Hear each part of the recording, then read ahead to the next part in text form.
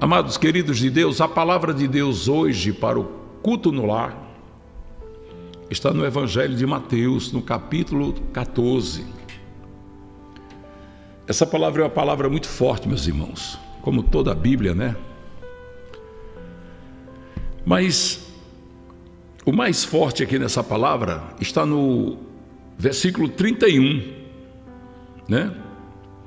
Porque assim, olha, eu vou ler aqui a partir do versículo 22, só para os irmãos acompanharem como é bonito. Essa mesma passagem bíblica, ela está registrada em Marcos 6, 45 a 56, também João 6, 15 a 21. E aqui diz assim, ó, e logo Jesus ordenou que os seus discípulos entrassem no barco e fossem adiante para outra banda, enquanto despedia a multidão. E despedida a multidão, subiu ao monte para orar à parte. E chegada já a tarde, estava ali só. E o barco estava já no meio do mar, açoitado pelas ondas, porque o vento era contrário. Mas à quarta vigília da noite dirigiu-se Jesus para eles, caminhando por cima do mar. E os discípulos, vendo-o caminhando sobre o mar, assustaram-se, dizendo, é um fantasma, e gritaram com medo. Jesus, porém, lhe falou logo, dizendo, tende bom ânimo, sou eu, não temais. E respondeu-lhes Pedro e disse, Senhor, se és tu, manda-me ir ter contigo por cima das águas. E Jesus disse, vem.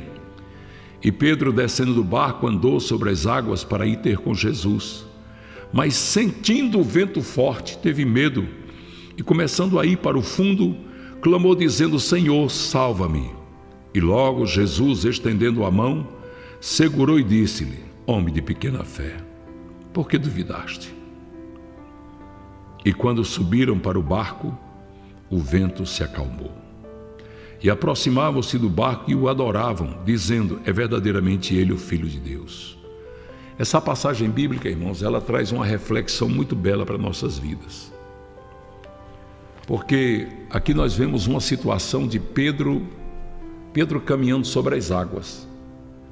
Pedro estava olhando para Jesus Cristo e naquele momento que ele olhava para Jesus, ele caminhava sobre as águas.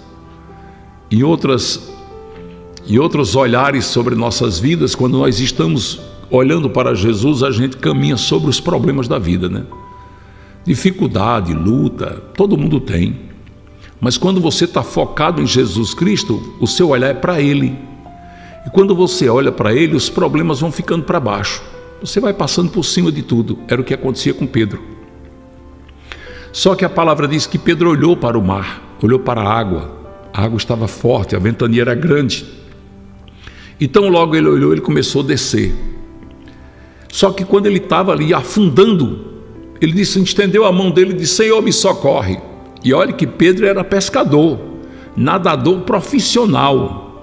Só que nas nossas vidas, tem muitas vezes, Josué, que a gente não consegue vencer a luta.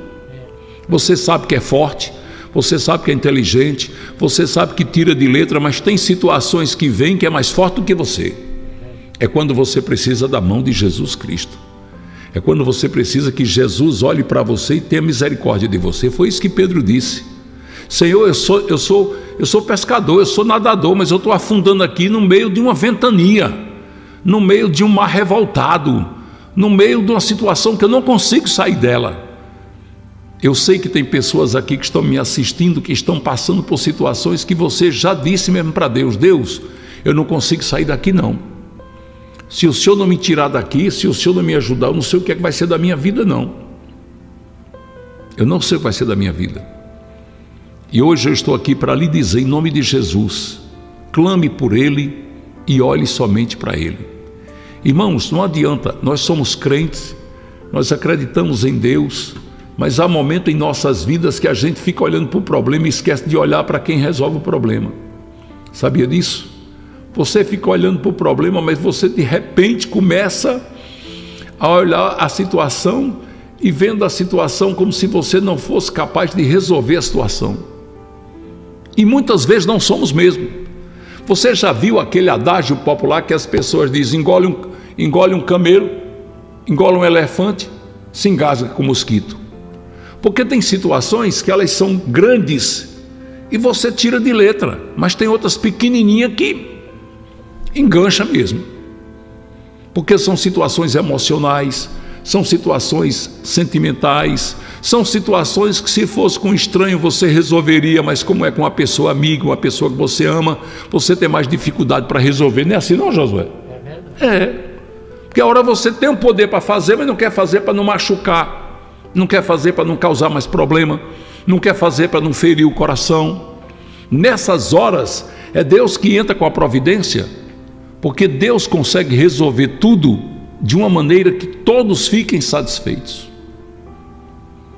A visão dessa palavra, Jesus estendendo a mão, Jesus atendendo a oração de Pedro: Senhor, socorre-me, eu estou afundando aqui. É exatamente para a gente entender que quando a gente pede socorro, Ele atende. Mas Ele diz para Pedro: por que você duvidou, Pedro? Você tem muita pouca fé. Ele estava dizendo: que você não ficou olhando para mim, Pedro? Porque você tirou o olhar de mim e ficou olhando para os problemas, Pedro? Para que você ficou olhando para essas ondas fortes? Para que você ficou olhando para a ventania, Pedro? Por que você não ficou olhando para mim, Pedro? Você tinha continuado caminhando nas águas até chegar onde eu estou aqui. Todos nós temos em algum determinado momento da vida essa história de ficar focado no problema. Você amanhece o dia, o problema está na sua cabeça, está no seu coração. Para onde você olha, você está vendo o problema. Você não pode ver um pedaço de papel que fica pensando nas contas, fica pensando nos boletos, fica pensando em tudo. Quem chega perto de você, você já pensa que é mais um problema. Você vive assustado quando Deus está dizendo que Ele resolve a situação. Aleluia! Ele é o Deus da provisão. Ele é o Deus, a palavra de Deus diz que Ele é o Deus do já.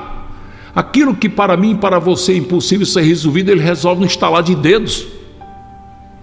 Eu tenho dito à igreja, tenho ensinado essa igreja, Jesus não precisa fazer força para resolver o seu problema. Ele não precisa. Ele só precisa preparar o nosso coração para receber o que Ele tem para nos dar. Mas Jesus não precisa fazer esforço. Eu tenho que fazer uma força aqui para resolver o problema do pastor Chico. Não, meu irmão. Basta um pensamento. O centurião de Cafarnaum disse: Senhor, não sou digno que o Senhor entre debaixo da minha casa, do meu telhado. Basta uma palavra tua e meu servo será salvo. Olha a fé daquele homem. Basta uma palavra. De Deus basta um olhar. Basta um olhar dele para você. Basta o ouvido dele inclinado para ouvir sua oração. Isso já é o suficiente para ele resolver o seu problema. Você está entendendo, meu amado irmão? Irmão, você está compreendendo isso? Às vezes nos prendemos muito nas dificuldades, nos problemas, e nos esquecemos daquele que é o galardoador, daquele que vem para solucionar o problema, seja ele qual for. O Deus que tudo pode. Essa palavra ela fala muito comigo, sabe? Porque muitas vezes na minha vida eu fiz isso também, não vou mentir. Muitas vezes eu fiquei pensando no problema. Muitas vezes eu fiquei pensando na dificuldade. Eu olhando para a dificuldade e Jesus bem assim perto de mim, olhando para mim. Às vezes você está pensando no problema, você está olhando para o problema, Jesus está aqui, começa as ovelhinhas do seu lado, assim com a mãozinha no queixo, olhando para você. E Ele dizendo assim: quando é que você vai olhar para mim? Quando é que você vai entender que eu estou aqui para resolver o teu problema? É só dizer: Senhor, socorre-me. Senhor, tem misericórdia de mim. Está entendendo, irmãos? Quando você faz esse apelo, eu ouvi ontem um testemunho que eu disse: como Deus é grande, como Deus é maravilhoso. Uma irmã foi embora para o estado do Rio de Janeiro, morando em Realengo, no fundo da casa do irmão dela. O irmão dela tinha um quartinho lá no fundo, irmãos. Presta atenção nesse testemunho que é forte. Um quartinho no fundo que guardava a bagunça. Ela no interiorzinho veio com o marido, 2 filhos. O irmão disse: olha, tem um quartinho aqui, ó. Arrumou aquele quartinho, pegou aqueles entulhos, jogou num canto, ficou só o espaço da cama, do fogão. Um banheiro muito ruim. E ela ficou morando ali. E o emprego que ela arrumou foi de cuidadora. Foi cuidar de uma senhora, mãe de um juiz de direito. e foi cuidar daquela situação.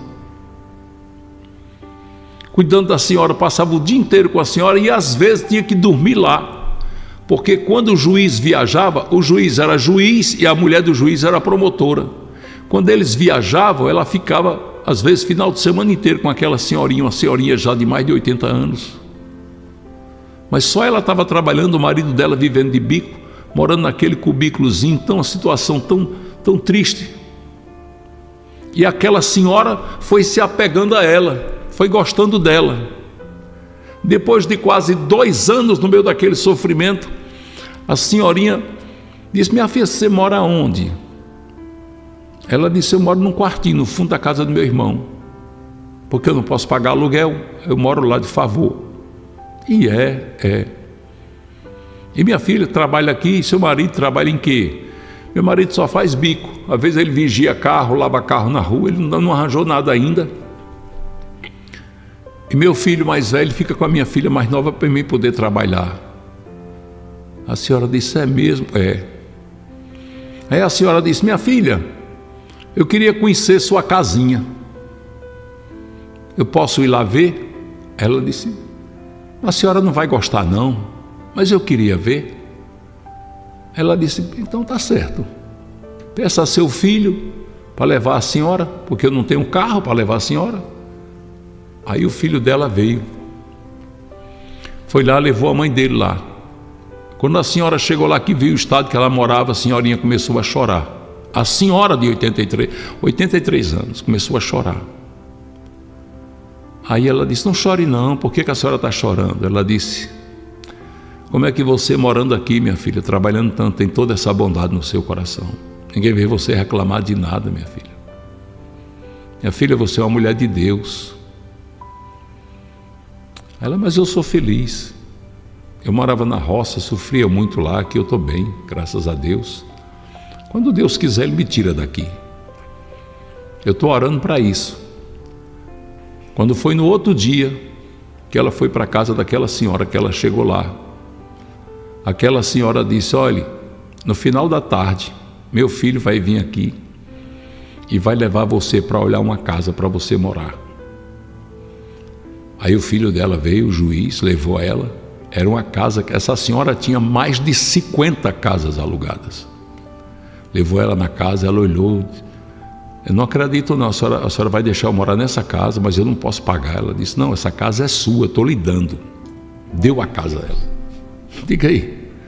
E empregou o marido dela para trabalhar junto com ela na casa dessa senhora. O marido toma conta do jardim, toma conta das coisas da casa, e ela toma conta da senhora. Quando ela me contou isso e mandou o vídeo da casa dela, onde ela está morando agora, a casa toda mobiliada, com tudo, ganhou com tudo. Ela disse: pastor, só geladeira tem 2. E eu disse a ela: minha irmã, Deus é muito bom, Deus é muito fiel. Sabe por quê? Porque você não ficou olhando para a sua pobreza, você não ficou olhando para o seu barraquinho se lamentando, você ficou olhando para o Deus que poderia tirar você de lá. Olha como Deus é grande. Eu tenho visto tanto testemunho assim. Quando você está olhando para Deus, Deus faz coisas extraordinárias. Deus faz coisas extraordinárias. O negócio é olhar para Deus. Não olhe para a dificuldade, não olhe para o problema, não olhe para aquilo que está diante dos seus olhos como dificuldade. Olhe para aquele que resolve as dificuldades. E quando ela voltou, que chegou para o irmão dela e contou, o irmão dela disse: eu não acredito não. Ele disse: ganhei uma casa, eu quero que você vá lá conhecer. O irmão dela disse: então vou arrumar uma caminhonete para levar suas coisinhas para lá. Ela disse: não precisa levar nada, lá tem tudo, do bom e do melhor, meu irmão, tem tudo. O irmão dela foi lá com a esposa dele, com a cunhada dela, ver. Quando chegou lá, olhou para ela e disse: verdadeiramente Deus é na sua vida. Recebe essa palavra aí que eu vou profetizar agora. Eu vou profetizar na tua vida, na sua vida. Você que está aqui comigo agora, eu vou profetizar. Eu vou dizer que você vai ouvir essa palavra sair da boca das pessoas que estão vendo você passando dificuldade, que estão vendo você passando por luta. Você vai ouvir essa pessoa dizer isso: verdadeiramente Deus é na tua vida. Recebe, meu irmão, essa palavra. Você vai ouvir essa pessoa dizer verdadeiramente: Deus é na tua vida. Deus é na tua vida. Sabe quanto vale a casa que a mulher deu para ela? Vale mais de 1 milhão a casa que a mulher deu para ela. Mais de 1 milhão ela ganhou de presente. Quem deu foi a mulher? Foi, mas quem mandou ela dar? Quem tocou no coração dela?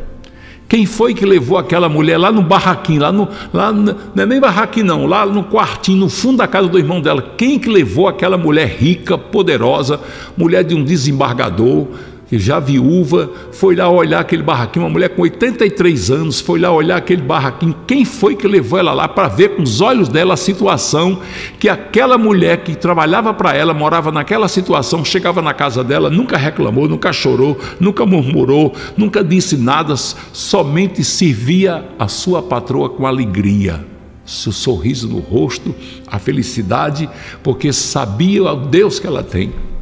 Quem que levou lá? Então você vai ouvir isso. Verdadeiramente Deus é na tua vida. Eu estou profetizando no nome de Jesus. Nós estamos numa quarta-feira profética. Eu estou profetizando no nome de Jesus Cristo. E eu já estou orando hoje, agora, orando pelo Gabriel. Gabriel da casa do Pai vai pregar hoje na quarta-feira profética. Há 70 dias atrás ele estava na boca de fumo, sujo. A mãe dele foi buscar ele lá e trouxe ele para a casa do pai. Lembra do depoimento dele? Meu filho, vamos. Ele disse: mamãe, eu não posso ir não. Eu não posso, mamãe. Eu não posso, já dei trabalho demais para a senhora, mamãe. Eu não posso ir não, mamãe, que por causa de mim a senhora e minha avó estão tomando remédios, mamãe. Eu não posso ir. Eu não posso fazer isso com a senhora não merece isso. E a mãe dele disse: vamos, meu filho. Você não vai para a minha casa, você não vai para a casa da sua avó, você vai para a casa do pai. E hoje ele vai estar pregando, eu imagino a mãe dele lá na cidade dela, lá depois de Natal, a esposa dele, a vozinha dele, o padrasto dele, acompanhando Gabriel pregando hoje num culto, no segundo maior culto da Pão da Vida, da igreja sede, pregando no segundo maior culto da igreja sede, ela acompanhando, olhando lá e lembrando daquele dia que ela chegou lá e ele estava naquela boca de fumo. E ela vai dizer: Deus, meu Pai, como o Senhor é grande, como o Senhor é maravilhoso. Recebe essa palavra, tem mudança chegando. Tem novidade chegando na tua vida, tem bênção de Deus chegando para você. Estou profetizando. Tem bênção de Deus chegando, tem sonho se realizando. A mão gloriosa, poderosa, soberana de Deus está estendida sobre a tua vida, para te abençoar, para te levantar, para te dar vitória, para mostrar para todos que Ele é na tua vida, e todos vão dizer: Deus é na tua vida. Isso aí é Deus purinho. Eita glória! Você vai ouvir pessoas que falam mal de você dizer: Deus é na tua vida. Deus é na tua vida. Você recebe essa palavra? Deus é na tua vida. Não tire os olhos de Jesus Cristo, porque você vai cantar: valeu a pena esperar.